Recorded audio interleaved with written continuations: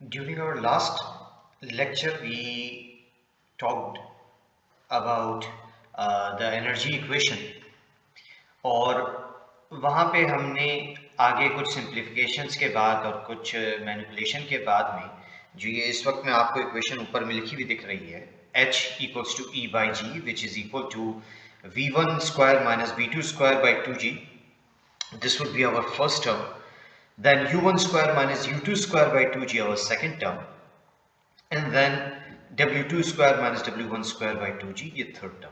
This was our equation 13, and you can see it in our last lecture. Now we need to talk about the different terms within this expression, and we want to talk more about their physical significance and what do they mean. So the first term in equation 13 represents the change in dynamic head across the rotor. ये v1 square minus v2 square by 2g जो first term है ये dynamic head के बारे में बता रही है, change in dynamic head across the rotor. Entry के वक्त में हमने सबस्क्रिप्ट 1 यूज किया है और एग्जिट में हमने सबस्क्रिप्ट 2 यूज किया. So in case of impulse turbine, its value can be considerable. Impulse turbine में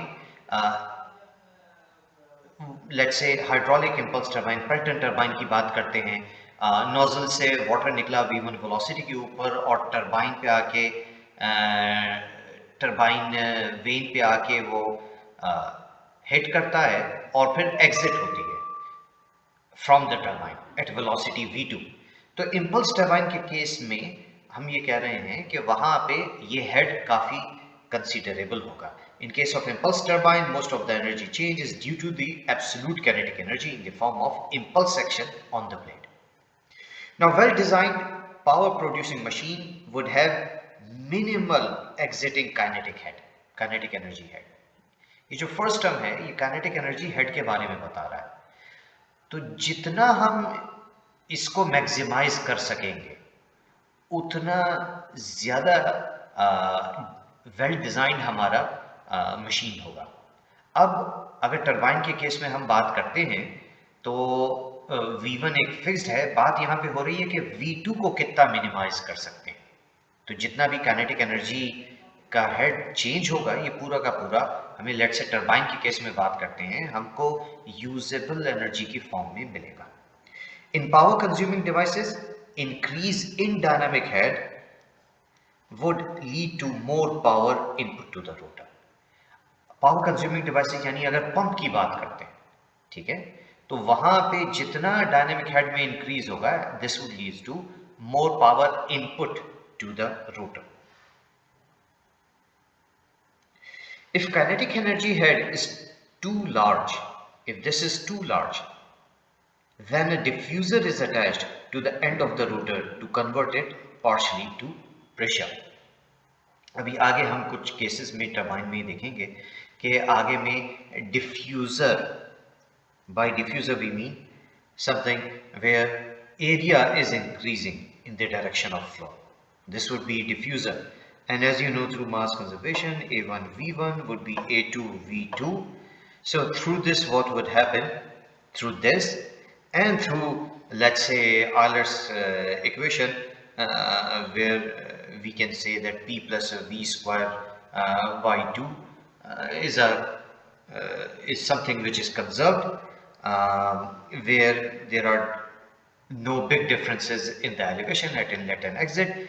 Using these two relation, we can say that if let's say we are moving from V1 to V2, then V1 is more than V2, and we can say that P2 is going to be more than P1. तो ये diffuser को use करते हैं ताकि pressure को बढ़ाया जा सके. This is done in pumps and blower since their primary purpose is to produce pressurized fluid. यहाँ पे ये बता रहे हैं कि पंप्स एंड ब्लोअर्स के केस में आप ज़्यादा ऐसा होते हुए देखेंगे क्योंकि वहाँ पे प्राइमरी पर्पस पंप्स का या ब्लोअर का होता है कि इनलेट से एग्जिट के ऊपर हाई प्रेशर पे फ्लूइड को देना. Now this energy conversion outside the rotor would be an energy transformation rather than an energy transfer. यहाँ पे एनर्जी ट्रांसफॉर्मेशन हो रहा है बजाय इसके कि एनर्जी ट्रांसफर हो रहा। अब सेकंड टर्म की बात करते हैं। सेकंड टर्म हमारा क्या था? u1 square minus u2 square by 2g. So now let's see. The second term in equation 13 represents the change in the energy of the fluid due to movement along the radius. If you look at these figures, what it means कि R1 पे inlet है, R2 पे मेरा exit है, तो यहाँ पे ये बात हो रही है कि एनर्जी में चेंज क्या आ रहा है जब फ्लूइड मूव कर रहा है along this radius. Now this is used in centrifugal pumps and compressor to produce change in pressure. Its relationship to pressure change in fluid is demonstrated from figure 4. Now let's look at this figure. ठीक है, एक view यहाँ पे दिखा रखा है, second view इस figure में दिखा रखा है। P, let's say, is the pressure at radius R1, then moving ahead at radius, incremental radius dr, the pressure would be using Taylor's series expansion, P plus del P by del R dr. यहाँ अगर देखें तो थोड़ा सा अंदाजा होगा आपको कि R1 रेडियस पे P है और हम R2 रेडियस पे आगे चले जा रहे हैं, तो बीच में किसी जगह पे कहा है P plus del P by del R D R. ये U1 R1 पे है, U2 R2 के ऊपर में है। The equation of equilibrium for a non viscous incompressible fluid in steady motion. हम इक्विलिब्रियम की इक्वेशन लिख रहे हैं किन कंडीशंस के साथ में कि नॉन विस्कस है, यानी विस्कस इफेक्ट्स कंसीडर नहीं करेंगे, इनकम्प्रेसिबल फ्लूइड है, यानी प्रेशर के साथ में डेंसिटी वेरिएशंस नहीं हो रहे हैं, और स्टेडी मोशन है, अनस्टेडी नहीं है। अगर ऐसा हम लेते हैं तो dp by dr would be equal to rho omega square r, and through integration we would get that p2 minus p1 would be equal to rho u square r2 square minus r1 square by 2।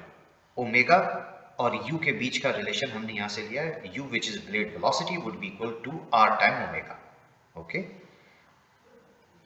तो हमारे पास में finally आ जाएगा रो u2 square minus u1 square by 2, and this could be written as p2 minus p1 by rho would be equal to u2 square minus u1 square by 2। This is our equation 14।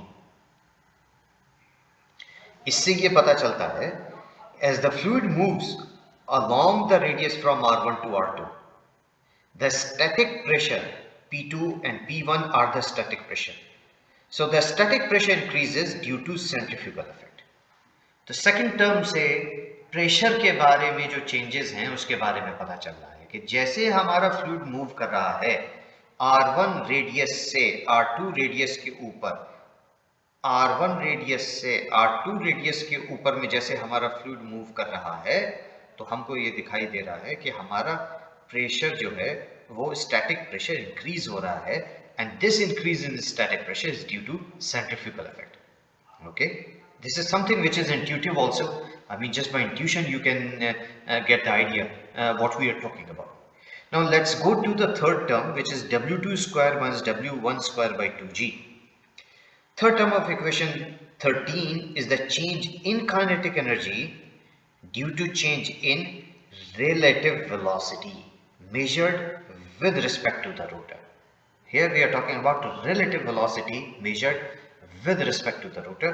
The sum of these three changes in kinetic energy gives net head of the rotor. Equation 13 के अंदर में जो h net head मिल रहा है वो इन तीन kinetic energy की changes की वजह से मिल रहा है। The relative contribution of the dynamic portion of the head and the static portion of the head depends significantly on the design। ठीक है, जो फर्स्ट टू टर्म की बात हो रही है ये डिपेंड करता है डिजाइन के ऊपर।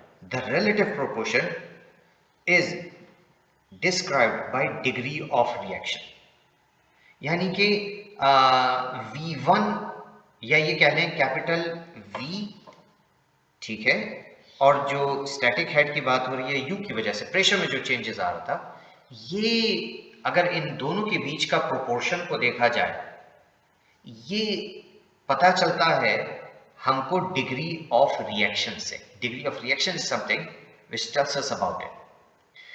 So let us see what is degree of reaction and utilization factor. Let's talk about these two, degree of reaction and utilization factor. हमने टर्बाइंस के बारे में बात किया कि एक क्लासिफिकेशन टर्बाइंस का ऐसा है कि इंपल्स टर्बाइन है या रिएक्शन टर्बाइन है. इंपल्स टर्बाइन वो है जिसमें कि फ्लूइड जेट इंपिंज करता है ब्लेड्स के ऊपर. There is impingement of fluid jet on plates. And then the second type is reaction turbine, where combination of the action of jet and the pressure difference on the blade surfaces. So the reaction turbine works on the principle of combination of action of jet and the pressure difference on the blade surfaces. Pressure difference की हम बात करें तो ये एक when बना के दिखा रखा है. इसके एक साइड में लेट से पॉजिटिव प्रेशर है, एक साइड में नेगेटिव प्रेशर है. ये इसकी बात हो रही है. Now degree of reaction is defined as the ratio of static enthalpy change across the rotor to the total or stagnation enthalpy change across the rotor. Degree of reaction क्या कहा कि degree of reaction which is R, this is defined as change in static enthalpy H1 minus H2 divided by change in stagnation or total enthalpy H01 minus H02 across the rotor. This could be further written into H1 minus H2 divided by E. If you would go to the previous lecture, you would find that change in stagnation enthalpy is equal to E, and this E from the momentum lecture you would find out is equal to U1 VU1 minus U2 VU2, and this is our equation 15. If you go to the previous lectures and then look at equation 11.2 and 13, using those equations we can write that H1 plus V1 square by 2 is equal to H2 plus V2 square by 2 plus E. Now this E in itself from equation 13 comes out to be these three terms. Okay, it comes out to be these three terms.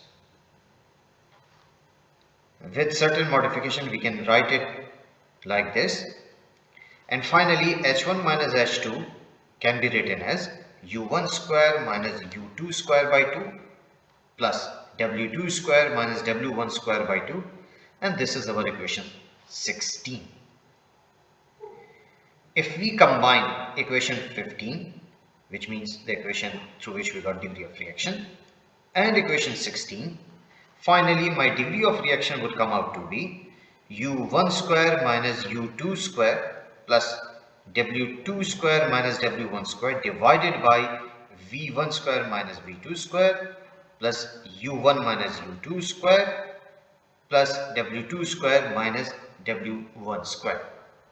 Now, there are certain steps which I have skipped, but as a side homework, I would like you to write those steps between equation 16 and 17. Do it in your notebooks. Now let's move forward and let's talk about turbine efficiency. अब बात करते हैं कि ये turbine efficiency किन किन factors पे depend करती है. तो हमको ये दिखाई दे रहा है कि दो मेजर फैक्टर है जिन पे कि टर्बाइन एफिशिएंसी डिपेंड करती है. पहला, how effectively the available energy of the fluid is utilised and converted into torque. कितनी अच्छे तरीके से हमारे पास में जो एनर्जी अवेलेबल थी फ्लूइड के अंदर वो यूटिलाइज कर पाए और उसको हम टॉर्क में कन्वर्ट कर पाए. एक तो इससे पता चलेगा कि टरबाइन की एफिशिएंसी क्या है. दूसरा, fraction of energy loss to friction, turbulence, eddies etcetera. कितनी एनर्जी जो है वो हमारे इन डिफरेंट लॉसेस के जो फिनोमेना है इनमें चली गई. Theoretically, it is desirable that all the kinetic energy available for the fluid before it enters the rotor should be utilized. ठीक है? That is theoretically desirable. जितनी भी kinetic energy है सारी की सारी utilize हो जानी चाहिए. But this is not feasible. यानी कि आइडियल सिचुएशन के अंदर में भी ये बात feasible नहीं है. क्यों?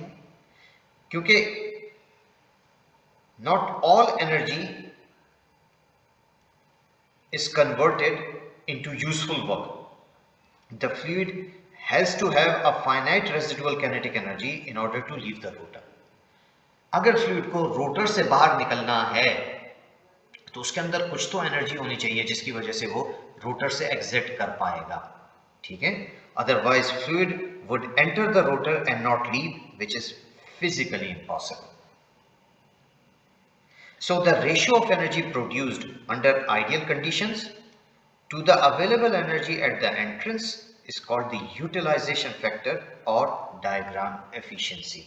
Here denoted by epsilon, this is equal to E divided by E plus V square by 2, and this is our equation 18. Now E we already know about, so writing expression for E we get our equation 19. Okay, the only thing we need to do is substitute the expression of E into equation 18. Again, as a short side homework, do that. E की value को आप equation 18 में रखिएगा और फिर कुछ steps होंगे, उसके बाद में इक्वेशन 19 आएगी. Try that. Now let's move forward और अब हम डिग्री ऑफ रिएक्शन और यूटिलाइजेशन फैक्टर के बीच में क्या रिलेशन है उसके बारे में बात करते हैं.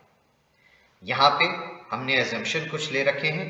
एक तो फ्रिक्शनलेस फ्लो है हमारा और कांस्टेंट एक्सियल वेलोसिटी. ये दो चीजें अगर हम मानते हैं, अब अगर हम एक्सियल फ्लो टरबाइंस के बारे में बात करें, एक्सियल फ्लो टरबाइंस के बारे में बात करें, जैसे कैप्लान टरबाइन है जहां पे कि U1 is equal to U2 blade velocity के बारे में बात कर रहे हैं. U1 is equal to U2. अगर ऐसा है so we can write our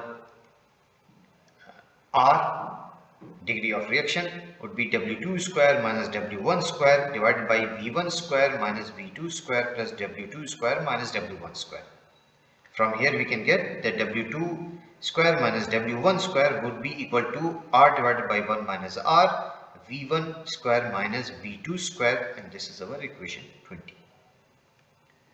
Now putting this value and looking at equation 21, combining 20 and 21, we can very easily get that epsilon, which is utilization factor, would be equal to V1 square minus V2 square divided by V1 square minus R V2 square. Okay. Now, this equation 22, although it is derived for axial flow turbines, जैसे Kaplan turbine है, तो हमने शुरुआत में axial flow turbine के बारे में बात की थी. और जब हम इस रिलेशनशिप को निकाल रहे थे डिग्री ऑफ रिएक्शन R और यूटिलाइजेशन फैक्टर एप्सिलॉन के बीच में, तो although this expression 22 is derived for axial flow turbine, but it is valid for radial turbines also.